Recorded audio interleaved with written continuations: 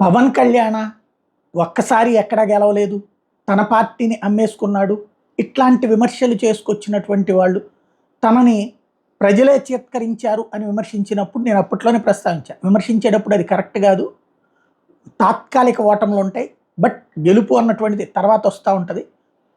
గెలుపు అన్నటువంటి అహంకారాన్ని ఇవ్వకూడదు, బాధ్యతనివ్వాలా. వ్యక్తులని నిందించేటప్పుడు జాగ్రత్తగా ఉండాలన్న. బట్ నిజం ఎప్పుడు ఇది మంచి ఎప్పుడు కూడా చెవికి ఎక్కదు, చెడు ఎక్కినంత తొందరగా. అదే జరిగింది.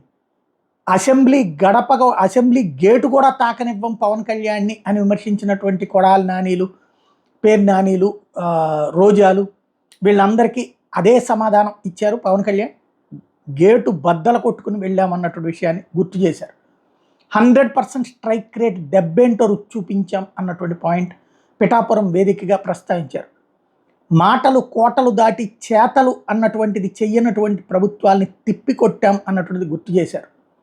దేశం మొత్తం చర్చించుకునే స్థాయి విజయాన్ని ఈవేళ సాధించి పెట్టాం అన్నటువంటి పాయింట్ని ప్రధానంగా ప్రస్తావించారు. ఖచ్చితంగా అందులో కరెక్ట్ ఉంది. ఎందుకంటే దేశం యావత్తు భారతదేశం వైపు చూస్తుంది. ఎందుకంటే సంక్షేమ పథకాలలో వేలకు వేల రూపాయల డబ్బులు, ఏడాదికి లక్షలలో డబ్బులు అన్నటువంటిది ఇంతవరకు దేశంలో ఎక్కడేవాళ్ళ. అట్లాంటి ఇచ్చిన చోట కనుక గెలుచుంటే జగన్మోహన్ రెడ్డి దేశవ్యాప్తంగా ఇదే ఫార్ములా అమలవ్వాల్సి వచ్చింది. బట్ ఎప్పుడైతే ఇక్కడ తేడా వచ్చిందో అది ఇప్పుడు దేశవ్యాప్తంగా ఈ తరహా పంపిణీకి కూడా చెక్ పడినట్టే. అందుకనినే ఆ కాన్సెప్ట్లన్నిటి గుర్తు చేసుకుంటూ ఎవరైతే ఏదో చేస్తామన్న వాళ్ళు ఎక్కడికో వెళ్ళిపోయారన్నటువంటి విషయాన్ని గుర్తు చేస్తున్నారు.